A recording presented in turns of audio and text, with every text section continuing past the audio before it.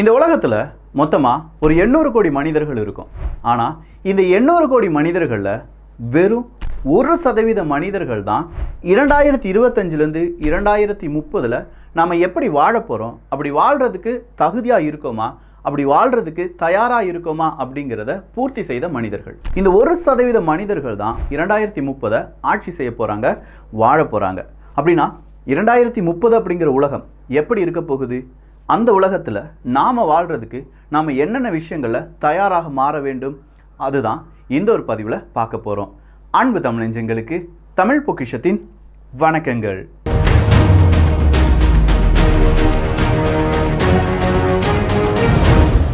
நாம் எல்லாருமே இப்போ சொசைட்டி 5.0 இருக்கோம் அப்படின்னு சொல்லலாம். அது என்ன விக்கி சொசைட்டி 5.0? ஃபர்ஸ்ட் சொசைட்டி அப்படின்னு சொல்கிறது சொசைட்டி 1.0. அதை ஹண்டிங் சொசைட்டி அப்படின்னு சொல்லுவாங்க. ஆதி காலத்தில் மனிதர்கள் வாழ்ந்த விதம், நம்ம எல்லாருமே வேட்டையாடி தான் உணவுக்காக ஒவ்வொரு இடங்களிலும் இருந்து அப்படியே வாழ்க்கையை நடத்திட்டு வந்தோம். அது எல்லாமே ஹண்டிங் சொசைட்டி அப்படின்னு சொல்கிறோம். அதன் பிறகு ஒரு 13,000 வருஷத்துக்கெல்லாம் முன்னாடி நாம் அடுத்த சொசைட்டி 2.0க்கு முன்னேறிக்கிறோம். அதை அக்ரேரியன் சொசைட்டி அப்படின்னு சொல்லுவாங்க. இந்த அக்ரேரியன் சொசைட்டி அப்படிங்கிறத கணக்கில் வச்சுக்கோங்க. இங்கேருந்து தான் மனிதர்கள் விவசாயம் செய்கிறதுக்கு படிக்கிறாங்க. ஸோ இந்த அக்ரேரியன் சொசைட்டி அப்படிங்கிறதுலேருந்து அடுத்த கட்டத்துக்கு நம்ம போகிறது தான் சொசைட்டி 3.0. அதை இண்டஸ்ட்ரியல் சொசைட்டி அப்படின்னு சொல்லுவாங்க. ஆனால் இந்த இடத்துல இன்னொரு விஷயத்தையும் நம்ம கவனிக்கணும். இந்த அக்ரேரியன் சொசைட்டி அப்படின்னு சொன்னோம் பார்த்தீங்களா, இந்த இடத்துல தான் ஃபர்ஸ்ட் இண்டஸ்ட்ரியல் ரெவல்யூஷன் அப்படிங்கிறது நடக்குது. இந்த ஃபர்ஸ்ட் இண்டஸ்ட்ரியல் ரெவல்யூஷன் அப்படிங்கிறதுல லைட் இண்டஸ்ட்ரி, நம்ம அக்ரிகல்ச்சருக்கு தேவையான பேசிக்காக இருக்கக்கூடிய இண்டஸ்ட்ரீஸ் எல்லாமே வருது. அதன் பிறகு நம்ம சொசைட்டி 3.0 அதாவது இண்டஸ்ட்ரியல் சொசைட்டிக்கு போகும்போது செகண்ட் இண்டஸ்ட்ரியல் ரெவல்யூஷன் அப்படிங்கிறது நடக்குது. அங்கே தான் ஹெவி அண்ட் கெமிக்கல் இண்டஸ்ட்ரியினுடைய வளர்ச்சி ரொம்ப அதிகமாக மாறுது அப்படின்னு சொல்லலாம். ஆனால் இப்போ நம்ம நிற்கிற சொசைட்டி 3.0லேருந்து அடுத்ததாக நம்ம சொசைட்டி 4.0க்கு மாறுறோம். அப்படி சொசைட்டி 4.0க்கு மாறும்போது இண்டஸ்ட்ரியல் ரெவல்யூஷனும் தேர்ட் இண்டஸ்ட்ரியல் ரெவல்யூஷனாக மாறுகிறது. இந்த தேர்ட் இண்டஸ்ட்ரியல் ரெவல்யூஷன் அப்படின்னு சொல்லும்போது கம்ப்யூட்டர் அண்ட் இன்டர்நெட் முழுவதுமாக தேர்ட் இண்டஸ்ட்ரியல் ரெவல்யூஷனுக்குள்ளே வந்துடுது. சொசைட்டி 4.0வை இன்ஃபர்மேஷன் சொசைட்டி அப்படின்னு சொல்லுவாங்க. இப்போ நம்ம வாழக்கூடிய இந்த சொசைட்டி தான் இன்ஃபர்மேஷன் சொசைட்டி. இப்போ நம்ம கண்கூட பார்த்த இண்டஸ்ட்ரியல் ரெவல்யூஷன் அப்படிங்கிறது தான் 4.0. ஸோ நெக்ஸ்ட் இருக்கக்கூடிய சொசைட்டி தான் சொசைட்டி 5.0. இந்த சொசைட்டி 5.0 அப்படிங்கிறது தான் வருங்காலத்துக்கான சொசைட்டியாக பலரும் நினைக்கிறாங்க. ஆனால் இந்த இடத்துல ஒரு ஃபோர்த் இண்டஸ்ட்ரியல் ரெவல்யூஷன் அப்படிங்கிறது digital transformation, AI, IoT, block chain, இதுதான் ஃபோர்த் இண்டஸ்ட்ரியல் ரெவல்யூஷனாக இருக்கும் அப்படின்னு சொல்லி நிறைய பேர் ப்ரெடிக்ட் பண்ணுறாங்க. ஃபோர்த் இண்டஸ்ட்ரியல் ரெவல்யூஷனுக்காக நாம் என்ன செய்யணும்? நம்மை தயார்படுத்தி கொள்ள வேண்டும். இதில் நான் சொன்ன artificial intelligence, IoT, block chain, இந்த 3 டெக்னாலஜியும் மிகப்பெரிய அளவில் பூம் ஆகிட்டு இருக்கு. நல்லா கவனிச்சு பாருங்கள். ChatGPT இன்ட்ரடியூஸ் ஆகிறதுக்கு முன்னாடி ஆர்டிஃபிஷியல் இன்டெலிஜென்ஸை இவ்வளோ தூரம் யாருமே பேசினது கிடையாது. ஆனால் இப்போ நம்ம பேசிகிட்டு இருக்கோன்னா நாம் அந்த சொசைட்டிக்குள்ளே என்ட்ரு ஆகிட்டோம், அந்த இண்டஸ்ட்ரியல் ரெவல்யூஷனுக்குள்ளே என்ட்ரு ஆகிட்டோம் அப்படின்னு சொல்லலாம். ஸோ இப்போ என்ட்ரு ஆகி இருக்கக்கூடிய நம்ம ஜென்ரேஷன் இன்னும் ஒரு 4-5 வருஷத்துலேயே மிகப்பெரிய அளவில் பீக்குக்கு போயிடுவாங்க. அதுதான் இண்டஸ்ட்ரியல் ரெவல்யூஷன் 4.0வா இருக்க போகுது. ஸோ எல்லாருமே இண்டஸ்ட்ரியல் ரெவல்யூஷன் 4.0க்கு தயாராக வேண்டும். அடுத்ததா மெட்டாவர்ஸ். இந்த மெட்டாவர்ஸை பற்றி இவ்வளோ நாள் ஃபேஸ்புக் பேசிகிட்டு இருக்காங்க அப்படின்னு சொல்லி நினச்சிட்டு இருந்தோம். ஆனால் உண்மையிலேயே ரஷ்யா உக்ரைன் போர் அப்படிங்கிறது வந்ததுலேருந்து ஒரு படை தனியாக ட்ரெயின் செய்யப்படுது. அந்த படையினுடைய பெயர் என்ன அப்படின்னு கேட்டிங்கன்னா ட்ரோன் பைலட் அப்படின்னு சொல்கிறாங்க. ட்ரோன் பைலட்டா? என்னப்பா, விமானம் ஓட்டுறதுக்கு ஒரு பைலட் வேணும், ட்ரோன்களை ஓட்டுவதற்குமா பைலட் தேவைப்படுறாங்க? ஆனால் அந்த பைலட்ஸ் யார் தெரியுமா? 16, 17, 18 வயசில் அவங்களுக்கு ட்ரைனிங் செய்யப்பட்டு 19, 20 வயசில் மிகப்பெரிய அளவில் கேமிங் ஃபீல்டில் இருக்கக்கூடிய அந்த சிறார்கள் இல்லாட்டி அந்த இளைஞர்கள் இந்த ட்ரோன் பைலட்டாக மாறுறாங்க. அவங்கள இராணுவத்திலும் சேர்த்து கொள்கிறார்கள். ஸோ இந்த ட்ரோன் பைலட் அப்படிங்கிற இந்த மெத்தட் இல்லாட்டி இந்த ஜாப் அப்படிங்கிறதுல ஒரு விஆர் கிளாஸ் அப்படிங்கிறது கொடுக்கப்பட்டிருக்கும். அந்த ட்ரோன் எங்கே பறந்துட்டுருக்கு, எங்கே பறக்கணும், அதனுடைய ஆல்டிடியூட் என்ன, அதனுடைய பேட்டரி பவர் என்ன, அதனுடைய டார்கெட் என்ன, அது எந்த குண்டை இப்போ கையில் ஹோல்டு பண்ணிட்டு இருக்கு, அதை எப்போ ரிலீஸ் பண்ணணும், இது எல்லாமே யாருடைய கண்ட்ரோலில் இருக்குது? ஒரு தனி நபருடைய கண்ட்ரோலில் இருக்குது. ப்ளஸ் அந்த ட்ரோனுக்கான ஆர்டிஃபிஷியல் இன்டெலிஜென்ஸும் இருக்கும். ஸோ அது போயிட்டே இருக்கும். ஆர்டிஃபிஷியல் இன்டெலிஜென்ஸை உள்ளடக்கி அந்த ட்ரோன் அதனுடைய பாதையை தீர்மானித்து கொண்டு இருக்கும். அந்த பாதையை ஸ்லைட்லி சரி பண்ணுறது மட்டும்தான் இந்த ட்ரோன் பைலட்டினுடைய வேலை. இங்கே ஒரு கிளாஸ் இருக்குது அப்படின்னு சொன்னோம்ல, இதே மாதிரியான ஒரு கிளாஸ் தான் ஒக்குலஸ். ஒக்குலஸ்லையே நிறைய வெரைட்டி இருக்குது. ஒக்குலஸ் இருக்குது, ஒக்குலஸ் 2 இருக்குது, ஒக்குலஸ் ப்ரோ இருக்குது. இது யாருடையது அப்படின்னு பார்த்தீங்கன்னா இப்போ இது ஃபேஸ்புக்கினுடையது. அதனுடைய மெட்டாவர்ஸ் அப்படிங்கிற உலகத்தை பற்றி தமிழ் பட்சத்தில் ஆல்ரெடி காணொலிகள் பதிவு பண்ணியிருக்கோம். மெட்டாவர்ஸ் தான் ஃபியூச்சர் அப்படின்னு சொல்லி மார்க் சுகர்பர்க் அவர்கள் நம்புகிறார்கள். நாட் ஓன்லி மார்க் சுகர்பர்க், இங்கே அமேசானாக இருக்கட்டும் இல்லாட்டி கூகுளாக இருக்கட்டும், எல்லாருமே இந்த விஆர் ஏஆர் கிளாஸை பார்த்து இல்லாட்டி அதற்கான எதிர்காலத்தை நோக்கி ஓடிட்டு இருக்காங்க. அதில் பெரிய ஒரு மாற்றத்தை கொண்டு வர நினைக்கக்கூடிய ஒரு நிறுவனம் தான் ஆப்பிள். ஆப்பிள்னுடைய விஷன் ப்ரோ அப்படிங்கிற ஏஆர் கிளாஸ், இந்த கிளாஸ் கிட்டத்தட்ட 3.5 லட்சம் ரூபாயா இருக்கும் அப்படிங்கிறது மட்டும்தான் இப்போது பேசு பொருளாக இருக்கு. ஆனால் எல்லாரும் ஒரு வரலாறை மறந்துட்டாங்க. யாருமே டச் ஸ்க்ரீன் உபயோகிக்காத ஒரு காலத்தில் ஒரு டச் ஸ்க்ரீனை கொண்டு வந்து இதுதான்டா ஃபியூச்சர் அப்படின்னு சொல்லி ஸ்டீவ் ஜாப்ஸ் அவர்கள் நம்ம முன்னாடி இன்ட்ரடியூஸ் பண்ணும்போது வாவ் அப்படின்னு சொன்ன அதே வாவ் ஃபேக்டர் எங்கேயும் இருந்துச்சு, இந்த விஷன் ப்ரோ அப்படிங்கிற ஆப்பிள்னுடைய ஏஆர் கிளாஸில் இருக்குது. ஸோ விஷன் ப்ரோவை பற்றி இன்னும் டீட்டெயிலாக வேறொரு ஸ்டடி நம்ம நடத்தலாம். ஆனால் இனி இருக்கக்கூடிய உலகத்தில் மெட்டாவர்ஸ் அப்படிங்கிறதையும் இல்லாட்டி இந்த ஏஆர் கிளாஸ் போட்டுட்டு நம்முடைய குழந்தைகள் அவங்களுடைய கிளாஸ் ரூமில் இருப்பாங்க. இது இன்னும் 2 to 3 வருடங்களில் ரொம்ப ஹையண்டாக இருக்கக்கூடிய கிளாஸஸில் எல்லாமே நடக்க போகுது. 5 வருடங்கள்லேருந்து 10 வருடங்களுக்குள்ள எல்லா மனிதர்களும் அதை யூஸ் பண்ண போகிறோம். கண்ணு கெட்டுடுமே விக்கி, கண்டிப்பாக கெட்டு போயிடும். அதுக்கு தகுந்தது மாதிரி பலவிதமான மருத்துவம் வரும். சரிப்பா, இதில் எப்படி மக்கள் இல்லாட்டி மாணவர்கள் அவங்களுடைய டைமை ஸ்பெண்ட் பண்ணுவாங்க? விஞ்ஞானிகள் என்ன தெரியுமா சொல்கிறாங்க, இன்னைக்கு இன்டர்நெட் இருக்கக்கூடிய ஒரு ஸ்மார்ட் ஃபோனை எந்த அளவுக்கு நம்ம பயன்படுத்துகிறோமோ அதை விட 2 to 10% அதிகமாக அந்த ப்ராடக்டை நம்ம பயன்படுத்துவோம் அப்படின்னு சொல்கிறாங்க. என் மொபைலே என் கையில் 24 மணி நேரத்தில் 12 மணி நேரம் நான் மொபைலில் தான் நோண்டிட்டு இருக்கேன் அப்படின்னு சொன்னீங்கன்னா 12 மணி நேரத்தில் எகெயின் ஒரு 10% சேர்த்து நீங்கள் 13 இல்லாட்டி 12.5 மணி நேரம் அதை யூஸ் பண்ணுவீங்கன்னு சொல்கிறாங்க. அந்த அளவுக்கு நம்முடைய கண்ணு கெட்டு போனாலும் சரி, காது கெட்டு போனாலும் சரி, ஆனால் எல்லாருமே மெட்டாவர்ஸ் அப்படிங்கிற அந்த உலகத்தில் இருக்க போகிறோம். அடுத்ததா ஹியூமன் இன்டெலிஜென்ஸ் அப்படிங்கிறது ஒன்று இருக்குது. ஆனால் ஹியூமனுக்கு எமோஷன்ஸ் அப்படிங்கிறது தான் ரொம்ப கூடுதல். எமோஷன்ஸா? ஆமாப்பா. இந்த உலகத்தில் நிறைய நாடுகள் எடுத்துக்கோங்க, எல்லா நாடுகளுக்கும் இருக்கக்கூடிய பொதுவான பிரச்சனை மன அழுத்தம், ஸ்ட்ரெஸ். ஐயோ, மென்டல் ஹெல்த் இல்லை, எனக்கு சரியான ஒரு ப்ரெஷராக இருக்குது. இந்த ஒரு வாழ்க்கையை இப்போ வாழ ஆரம்பிச்சுட்டு இருக்கோம். எல்லா நாட்டிலையும் இந்த ஒரு பிரச்சனை பெருசாக தலை தூக்கிட்டு இருக்கு. அப்படின்னா இதுக்கெல்லாம் யார் சொல்யூஷனை தரப்போகிறாங்க? Artificial intelligence. ஸோ நம்ம மென்டல் ஹெல்த்தை பேணி காப்பதற்கு நமக்கு தனித்தனியாக ஒவ்வொரு விதத்திலும் ஆர்டிஃபிஷியல் இன்டெலிஜென்ஸ் வரப்போகுது. இந்த மென்டல் ஹெல்த் தான் எக்ஸ்ட்ரீமாக 2030 எல்லா மனிதர்களையும் பாதிக்கக்கூடிய ஒரு நோய். அந்த நோயிலிருந்து விடுபடுவதற்கு நம்ம ஆர்டிஃபிஷியல் இன்டெலிஜென்ஸை நாடி போவோம்.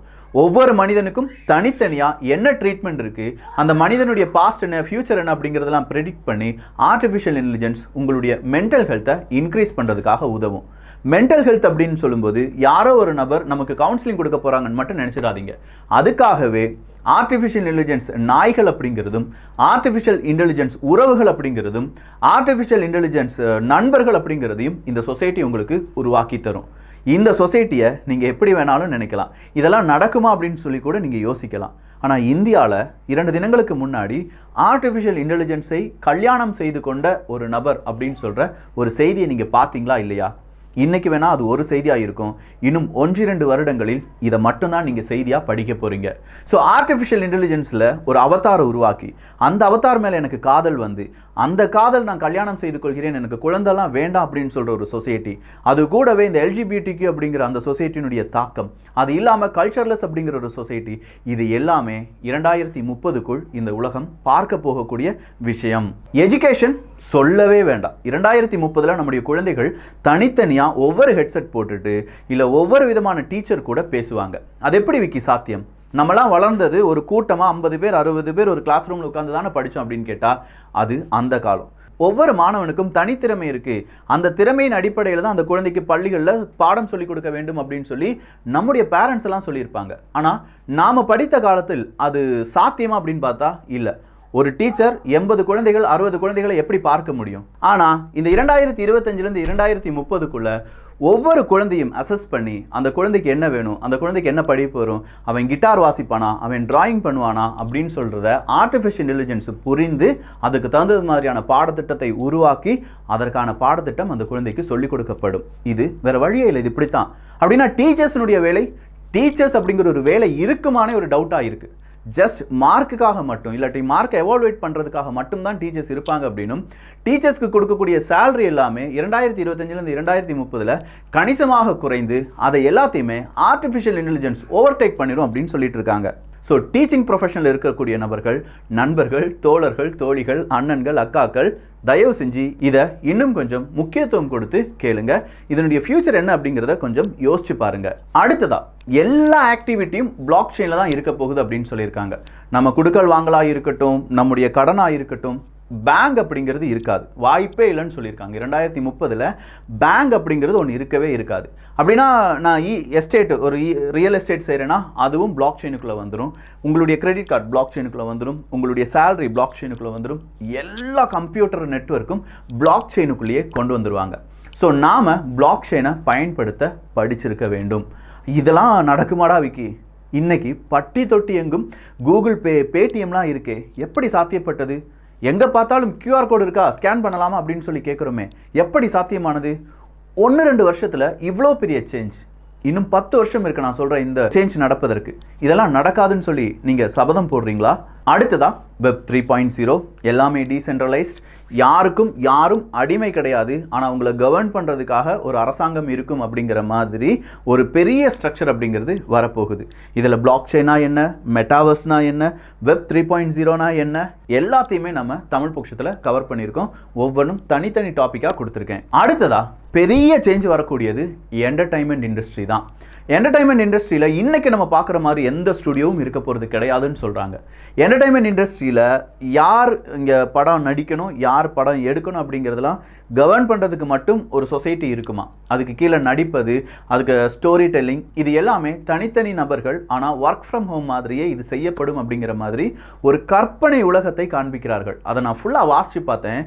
என்டர்டைன்மெண்ட்டில் இவ்வளோ பெரிய மாற்றம் வருமா அப்படிங்கிற மாதிரி இருந்துச்சு. அதை பற்றி கூடுதலாக இன்னும் ஒரு டீட்டெயிலான வீடியோ பார்க்கலாம். நியூஸ் அப்படின்னு சொல்லும்போது அங்கே ஆர்டிஃபிஷியல் இன்டெலிஜென்ஸ், நியூஸ் ரீடர் அப்படிங்கிறது எல்லாருமே ஆர்டிஃபிஷியல் இன்டெலிஜென்ஸாக மாறிடுவாங்க. அடுத்ததாக பர்சனலாக எனக்கு செக்ஸுக்காக இருக்கட்டும், வேலைக்காக இருக்கட்டும், இல்லை வேறு ஏதாவது வேலைக்காக இருக்கட்டும், எல்லாத்துக்குமே ரோபோட்டிக்ஸ், பில்லியன் ஆஃப் ரோபோட்ஸ் அப்படிங்கிறது நம்ம பெட்ரூம்லேருந்து நம்ம பாத்ரூம் வரை இருக்கும் அப்படின்னு சொல்கிறாங்க. ஸோ எல்லாத்துக்குமே ரோபோட்ஸ் அப்படிங்கிறது வந்துடும். வேறு வழியே இல்லை, அது சகஜமாக இருக்குமா? நம்ம பழகும்போது, நம்ம நடக்கும்போது, ஓடும்போது ரோபோட்ஸை கூப்பிட்டுட்டு ஓடுறதும் நடப்பதும், நாய்களை கூப்பிட்டுட்டு போகிற மாதிரி ரோபோட்டை கூப்பிட்டுட்டு ஓடுவோம் அப்படின்னு சொல்கிறாங்க. தானியங்கி கார்கள் இருக்கும் அப்படின்னு சொல்கிறாங்க, வந்துக்கிட்டே இருக்குது. இந்தியாவிலலாம் இது வருமா விக்கி அப்படின்னு கேட்டால், இந்தியாவில் அது வராமல் போயிடுச்சுன்னா இந்தியா பின்தங்கி விடும் என்பதையும் நாம் இங்கே புரிந்து கொள்ளணும். ஏன்னா ஒவ்வொரு நாடும் அந்த அளவுக்கு அட்வான்ஸ்ட் ஆகிட்டு இருக்காங்க. ஒவ்வொரு டெக்னாலஜியும் ரொம்ப பெரிய அளவில் அட்வான்ஸ்ட் ஆகிட்டு இருக்கு. அடுத்ததாக 3D பிரிண்டிங். நான் முதலே சொன்னேன் 4D பிரிண்டிங் அப்படிங்கிறது தான் 2030 ஒரு ஃபியூச்சராக இருக்கும்னு. ஆனால் எல்லா வீடுகளிலும் 3D பிரிண்டிங் அப்படின்னு ஒன்று இருக்கும். இந்த 3D பிரிண்டிங்கை வச்சு வீடுகள் கட்டமைக்கலாம். அந்த 3D பிரிண்டிங்கை வச்சு ட்ரோன்ஸ்கள் உருவாக்கப்படலாம், கம்ப்யூட்டரை உருவாக்கலாம். எல்லாமே 3D பிரிண்டிங்காக இருக்க போகுது. உங்களுடைய ஃபுட்டை தவிர நீங்கள் போட்டிருக்கிற ட்ரெஸ், கம்மல், நம்ம யூஸ் பண்ணக்கூடிய பென், கம்ப்யூட்டர், இது எல்லாத்தையுமே 3D பிரிண்டிங்கில் வடிவமைக்கலாம் அப்படின்னு சொல்கிற ஒரு டெக்னாலஜி வந்து கொண்டே இருக்கிறது. கடைசியாக ஜீன் எடிட்டிங் அப்படிங்கிறது தான். கிறிஸ்பர் அப்படிங்கிறத வச்சு ஜீன் எடிட்டிங், நிறைய நோய்களிலிருந்து நாம் நம்ம உடம்பை காப்பாற்றி கொள்ளலாம். குழந்தைகள் பிறக்கும் போதே எந்த நிறத்தில் இருக்கணும் அப்படிங்கிறதெல்லாம் நம்ம டிசைன் பண்ணலாம். இது எல்லாம் கனவுலகமாக பார்த்தது எல்லாமே நிறைவேற போகுது அப்படின்னு சொல்லலாம். அடுத்ததாக இன்னொரு கடைசி இருக்குது, டிஜிட்டல் ஃபார்மிங் அப்படிங்கிறது தான். இந்த டிஜிட்டல் ஃபார்மிங்கை பற்றி இன்னும் ஆழமாக நம்ம படிக்கணும். ஸோ 2 விதங்களில் ஆழமான சில காரணங்களால் அதை நான் டீட்டெயிலாக எக்ஸ்பிளைன் பண்ணலை. ஒன்று டிஜிட்டல் ஃபார்மிங், இன்னொன்று என்டர்டைன்மெண்ட் இண்டஸ்ட்ரி எப்படி மாறப்போகிறது அப்படிங்கிறது. இது இரண்டையும் டைம் இருந்தால் இல்லாட்டி அதுக்கான தருணம் வரும்போது பார்க்கலாம். ஸோ ஓவராலாக 2030 வாழ்வதற்கு நீங்கள் உங்களை தயார்படுத்துவதற்கு என்னென்ன செய்யணும் அப்படிங்கிறது இங்கே நான் சொல்லியிருக்கேன். அதை எப்படி நீங்கள் மனதளவில் எடுத்துக்கொள்ள போகிறீர்கள், எப்படி உங்கள் குழந்தைகிட்ட, உங்களுடைய தம்பி தங்கைகள்கிட்ட சொல்லி புரிய வைக்க போகிறீங்க, எப்படி உங்கள் மாணவர்கள்ட்ட சொல்லி புரிய வைக்க போகிறீங்க அப்படிங்கிறத நான் உங்ககிட்டயே தந்துடுறேன். கண்டிப்பாக இதை நம்முடைய குழந்தைகள் மனசில் இப்போவே விதைக்க தொடங்கினால்தான், இல்லை அந்த குழந்தைகள்கிட்ட இந்த மாதிரி சேஞ்சஸ் இப்போவே நம்ம பார்க்க தொடங்கினால் மட்டும்தான் இந்தியாவை மிகப்பெரிய ஒரு வல்லரசு நாடாக பார்க்க முடியும். இந்த சேஞ்ச் இல்லாமல் இந்தியா இருக்கும் அப்படின்னு கேட்டால் வாய்ப்பே இல்லை ராஜா, வாய்ப்பே இல்லை. இதில் நான் சொன்னதில் ஒரு சேஞ்ச் எனக்கு வேண்டாம் அப்படின்னு சொல்லி நம்ம நின்னா கூட நாம் பின்தங்கிய நாடாக மாறிவிடுவோம். ஸோ முக்கியமாக கலாச்சாரம் அப்படிங்கிறதுலாம் இருக்கே விக்கி அப்படின்னு கேட்குறதுலாம் பெரிய கொஸ்டின் மார்க். அது ரொம்ப டிபேட்டாக செய்யணும். அதெல்லாம் நம்ம மெயின் ஸ்ட்ரீம் மீடியா செஞ்சாங்கன்னா கொஞ்சம் நல்லா இருக்கும். ஸோ இந்த ஒரு பதிவு நிறைய பேருக்கு ஷேர் பண்ணுங்கள். 2030 இப்படி தான் உலகம் இருக்க போகுது அப்படின்னு சொல்லி நோட் பண்ணி வச்சுக்கோங்க, எழுதி வச்சுக்கோங்க. நானும் இதே மாதிரி 2030 காணொலிகள் ஏதாவது போடுறதுக்கான தருணம் இருந்தது அப்படின்னா இந்த காணொலியை கம்பேர் பண்ணி பார்க்கலாம். நல்லதை பகிர்ந்து நல்ல சமுதாயத்தை உருவாக்குவோம். நன்றி, வணக்கம்.